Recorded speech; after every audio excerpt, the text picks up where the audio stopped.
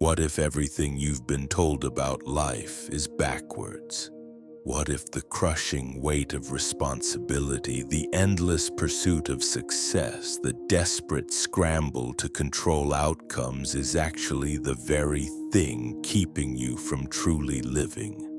There's a philosopher who saw through the illusion that has trapped millions of minds in cycles of anxiety and striving. Alan Watts discovered something so profound about the nature of existence that once you understand it, you'll never see your problems the same way again.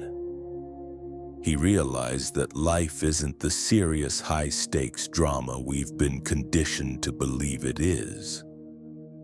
Life is a game, and like any game, once you understand the rules, you can learn to play it masterfully.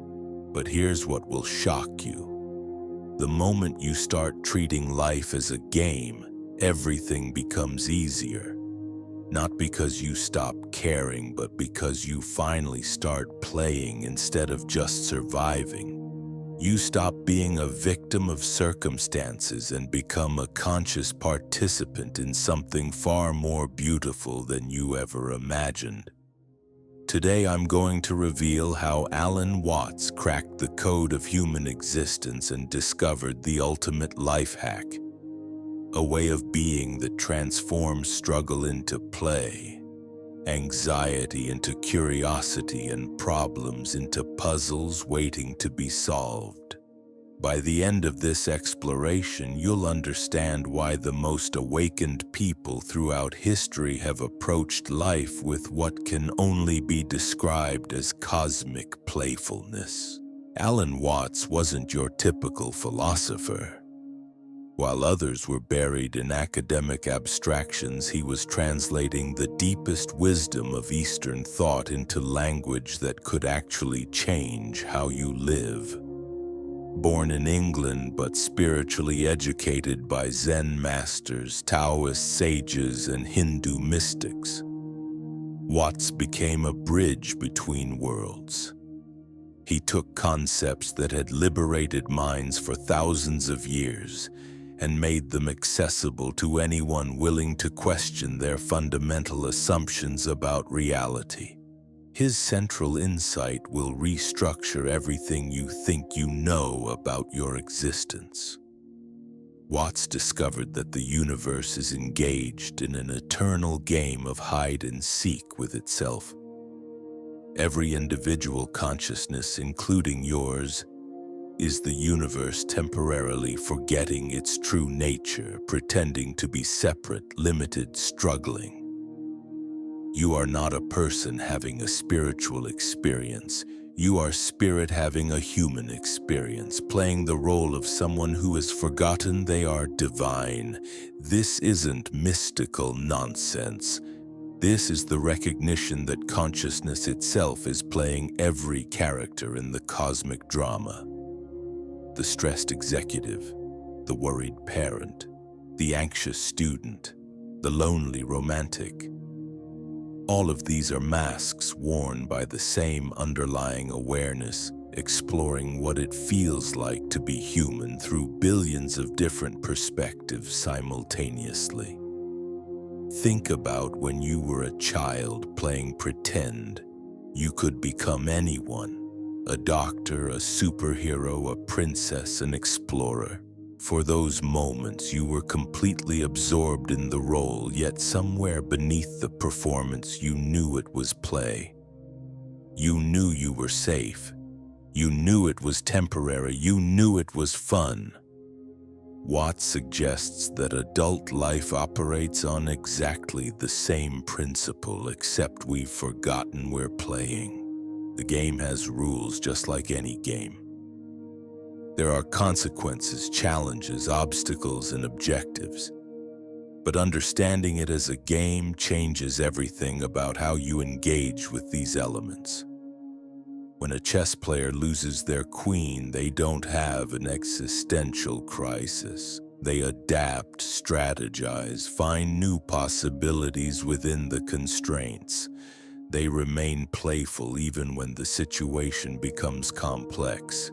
The first rule of the game is that you must forget you're playing. This creates the necessary tension and investment that makes the experience meaningful. A game where you constantly remember it's just a game loses its transformative power.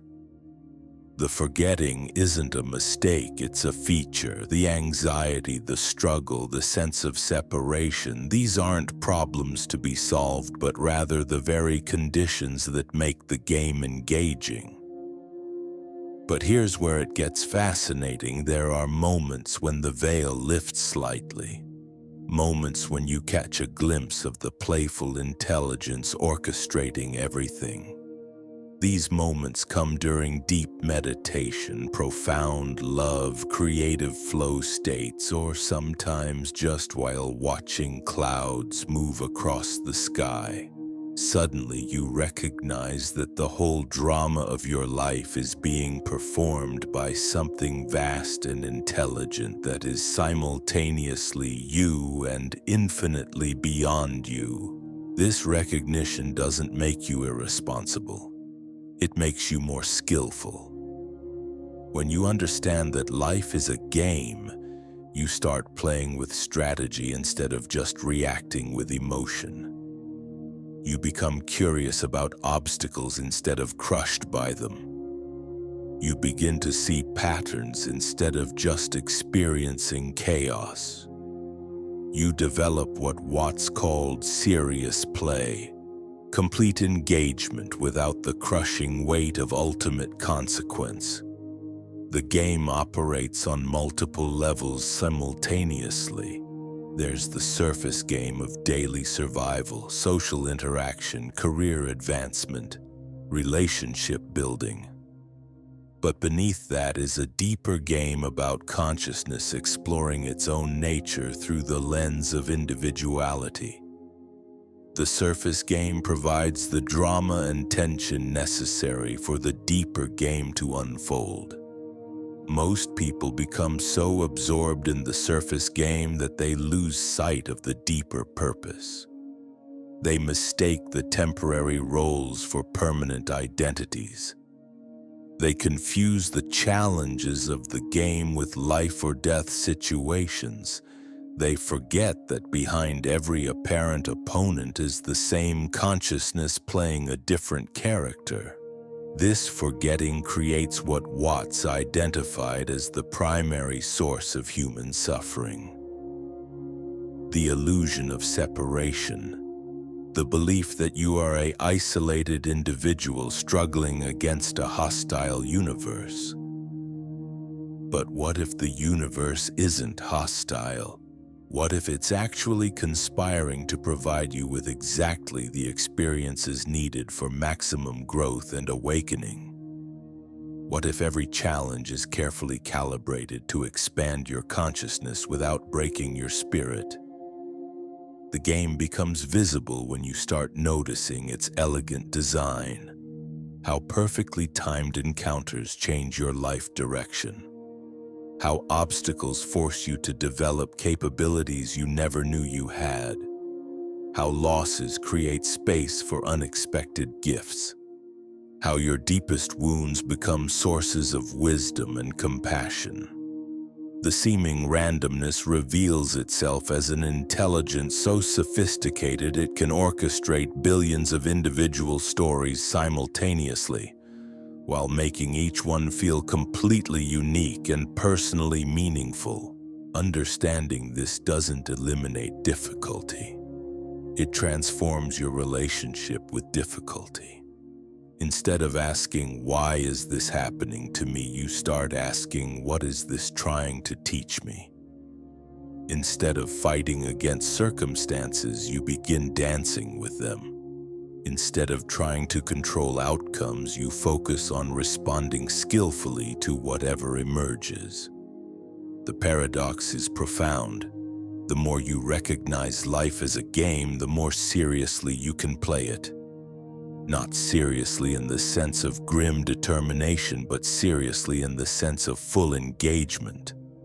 Like a master musician who has transcended technique and now plays from pure joy, or an athlete who has moved beyond competing and now performs from love of the sport itself.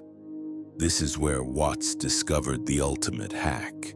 When you stop trying to win the game in conventional terms and start playing it for the sheer pleasure of playing, you actually become more effective at achieving what you thought you wanted. But more importantly, you discover that what you really wanted all along wasn't success or security or approval.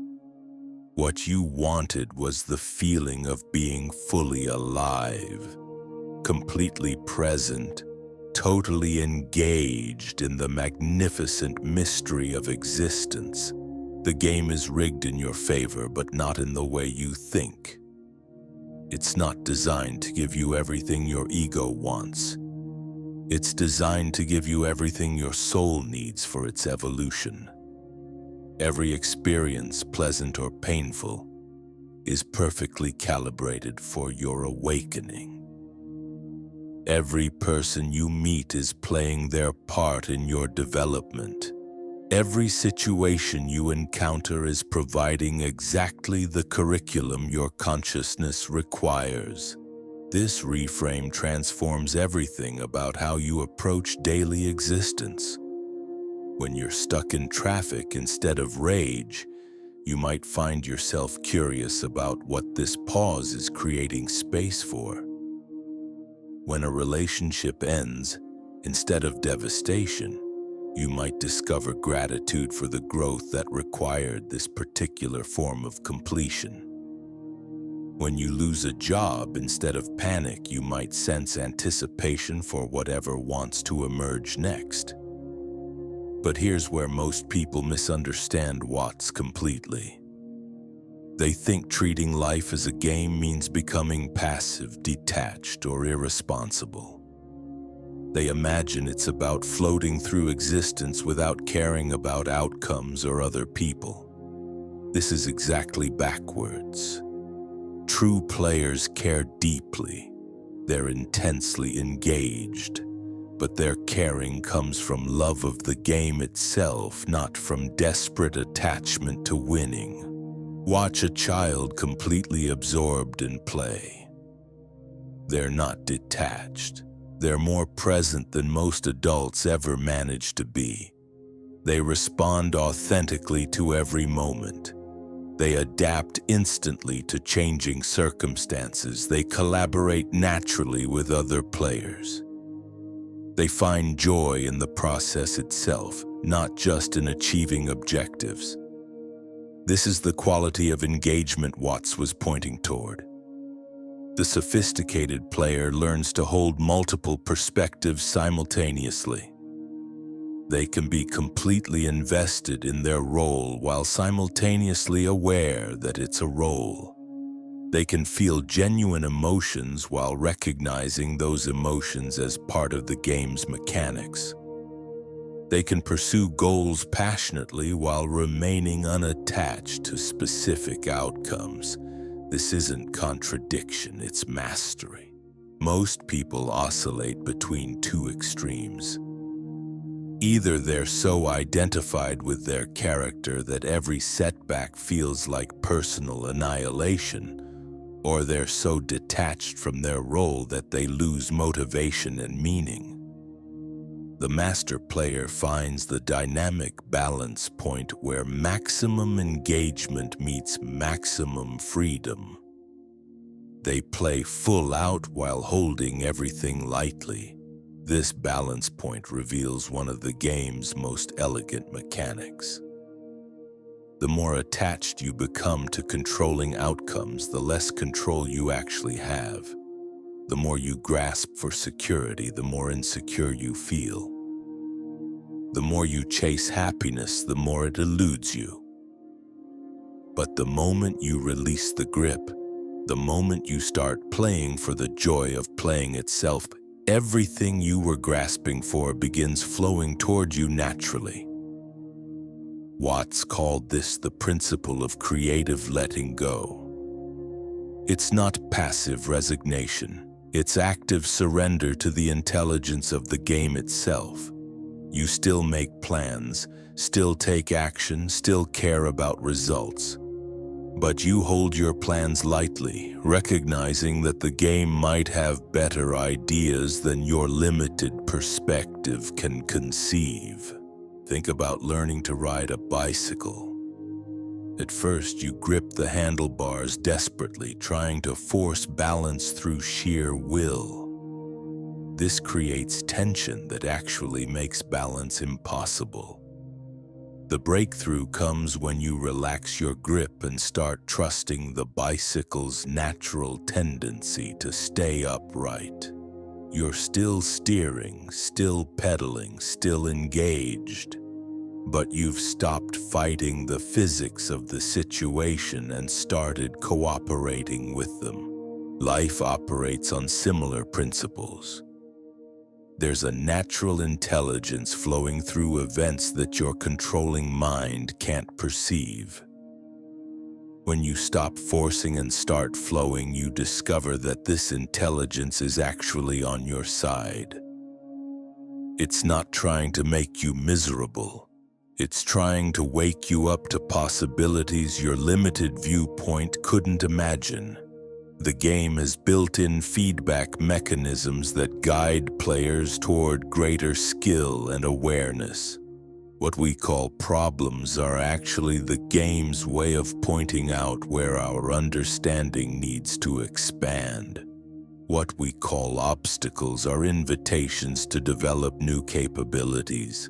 What we call failures are course corrections toward more authentic expressions of our nature.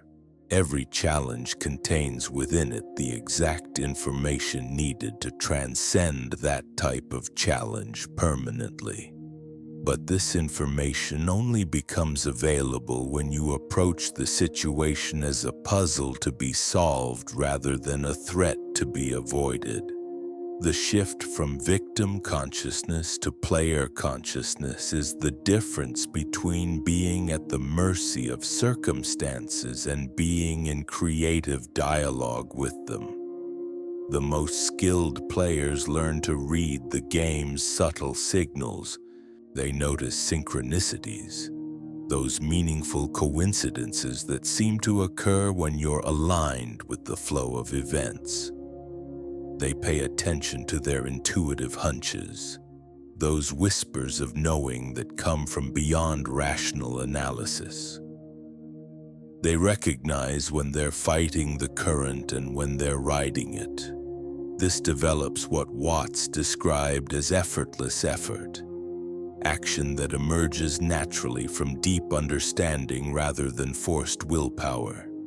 Like water finding its way downhill, your choices begin flowing along the path of least resistance toward maximum benefit.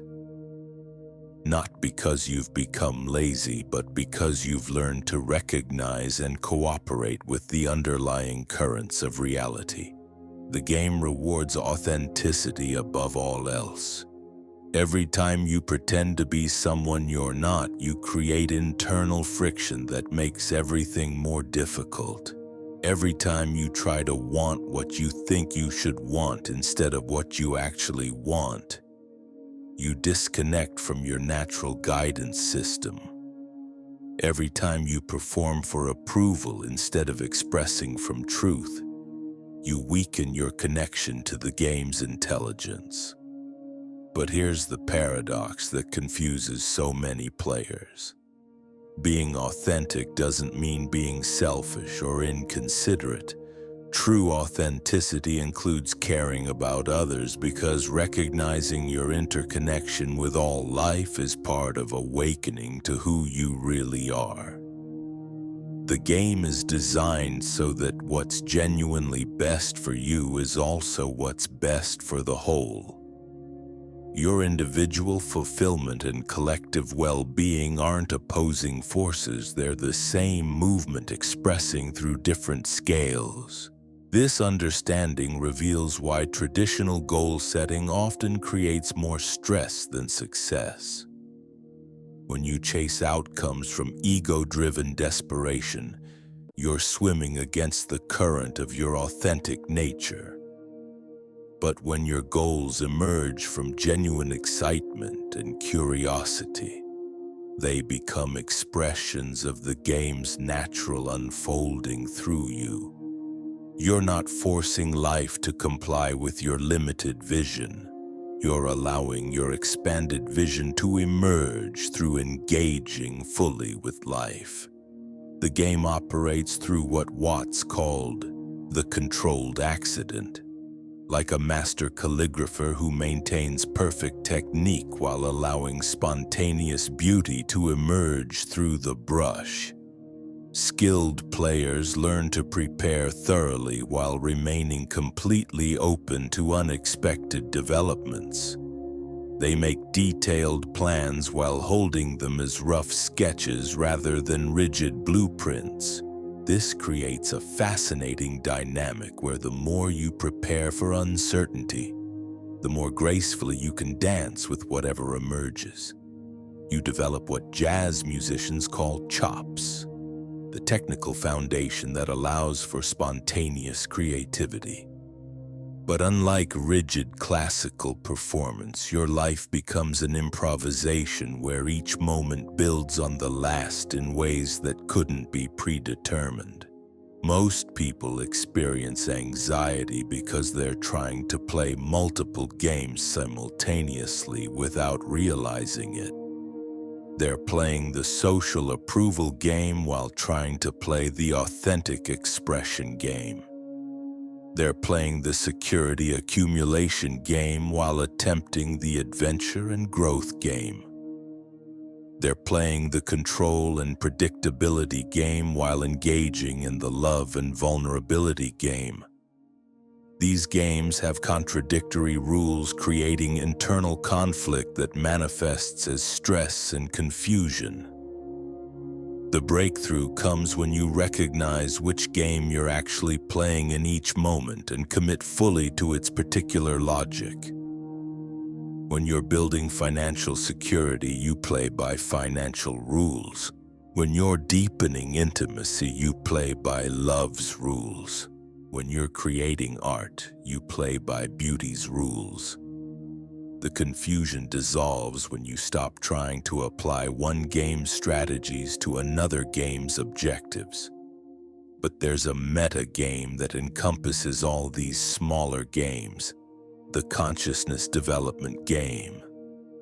Every other game becomes a training ground for expanding awareness, developing wisdom, and embodying love more completely. From this perspective, it doesn't matter which specific game you're playing. What matters is how consciously you're playing it. The game's most sophisticated feature is its use of contrast to create growth. You can't appreciate light without experiencing darkness. You can't develop compassion without encountering suffering. You can't discover your strength without facing challenges that require you to transcend your perceived limitations. Every difficult experience is actually the game's way of expanding your capacity for its opposite. This doesn't mean seeking out pain or remaining in harmful situations.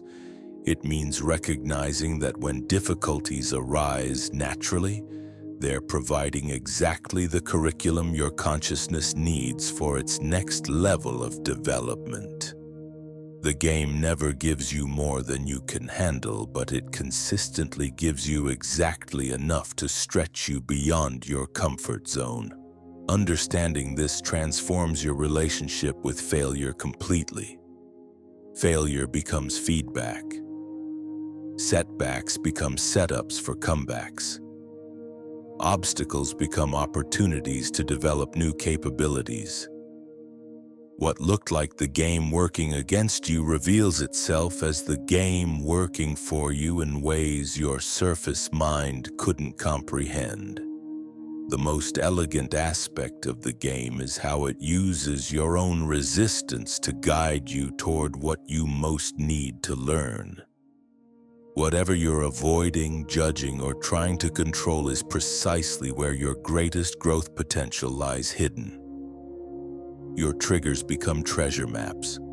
Your pet peeves become doorways to expanded understanding. Your deepest fears become invitations to discover courage you didn't know you possessed.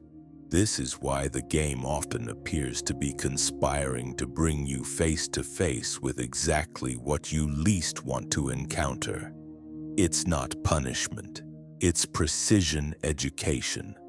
The universe has an uncanny ability to create situations that require you to develop the specific qualities your soul is ready to embody. The player who understands this starts looking forward to challenges because they recognize them as opportunities for accelerated development. They begin approaching problems with genuine curiosity rather than automatic resistance. They develop what Watts called the wisdom of insecurity, the recognition that uncertainty is not a bug in the system but the very feature that makes growth possible. When everything is predictable, no learning occurs. When everything is chaotic, no integration happens. The game maintains the perfect balance between order and randomness that keeps you engaged without overwhelming you. It's sophisticated enough to calibrate the difficulty level to your current capacity while gradually increasing the complexity as your skills develop. The game rewards presence above all other qualities. When you're fully here, fully now, fully engaged with whatever is actually happening instead of what you wish were happening, you gain access to intelligence that operates beyond the thinking mind. This intelligence knows things your analytical mind couldn't figure out. It sees connections your logical mind couldn't make. It recognizes opportunities your worried mind couldn't notice. Presence isn't a technique you practice. It's your natural state when you stop doing all the things that pull you out of the present moment. Stop rehearsing future conversations. Stop replaying past mistakes. Stop comparing your current situation to imaginary alternatives. When all that mental noise subsides, what remains is alert, aware, responsive engagement with reality as it actually is. This quality of attention transforms ordinary activities into extraordinary experiences. Washing dishes becomes meditation. Stuck in traffic becomes opportunity for mindfulness. Difficult conversations become chances to practice compassion. Every moment becomes a doorway into deeper aliveness when you bring complete presence to whatever you're experiencing. The game's intelligence operates through synchronicity, those meaningful coincidences that seem to occur when you're aligned with the natural flow of events. Books appear exactly when you need their message. People show up precisely when their gifts match your requirements. Opportunities manifest just as you're ready to receive them. These aren't accidents, they're the game's way of confirming that you're playing skillfully. But synchronicity only becomes visible when you're paying attention, when you're lost in mental chatter about past and future. You miss the subtle signs and signals that could guide you toward effortless success. When you're present and aware, you start noticing the elegant choreography that's always been orchestrating events behind the scenes. The most advanced players learn to trust this invisible choreography more than their own planning. They still make plans, but they hold them lightly, ready to pivot when the game reveals better possibilities. They develop what Watts called confident uncertainty, the ability to move forward decisively while remaining completely open to course corrections. This creates a paradoxical relationship with goals and outcomes. You care deeply about your objectives while simultaneously releasing attachment to achieving them in any specific way or time frame. You work diligently toward your vision while trusting that the game might have an even better version in mind. You commit fully to your path while remaining available to unexpected detours that might lead somewhere more beautiful than you originally imagined. The game operates through cycles, like breathing in and breathing out. Periods of intense activity alternate with times of rest and integration. Phases of expansion balance with intervals of consolidation. Seasons of giving flow into seasons of receiving. Learning to recognize and cooperate with these natural rhythms prevents the burnout that comes from trying to maintain constant forward momentum. When you're in an active phase, you engage fully without holding back. When you're in a receptive phase, you allow without forcing. When you're in a creative phase, you express without editing. When you're in an integrative phase, you reflect without judging. Each phase has its own gifts and requirements. Fighting against the natural rhythm creates unnecessary friction. Most people burn out because they try to stay in active mode all the time, or they stagnate because they remain in receptive mode too long. The skilled player learns to read the signals that indicate which phase is naturally emerging and adjusts their approach accordingly. They work when it's time to work and rest when it's time to rest without guilt or resistance. The game's ultimate purpose is awakening you to your true nature as the consciousness behind all experience. Every role you play, every challenge you face, every relationship you engage in is designed to strip away layers of false identification until only your essential nature remains. This isn't about becoming someone different. It's about discovering who you've always been beneath all the conditioning and performance. This awakening doesn't happen through thinking about it or analyzing it. It happens through playing the game so fully, so consciously, so lovingly, that the artificial boundaries between player and game, self and other, individual and universe naturally dissolve. You don't lose your individuality. You discover that your individuality is how the universe experiences itself uniquely through your particular lens. When this recognition stabilizes, you find yourself playing the game from an entirely different level. You're still completely engaged, but without the desperate attachment that creates suffering. You still care deeply about outcomes, but without the fear that makes you grasp and control.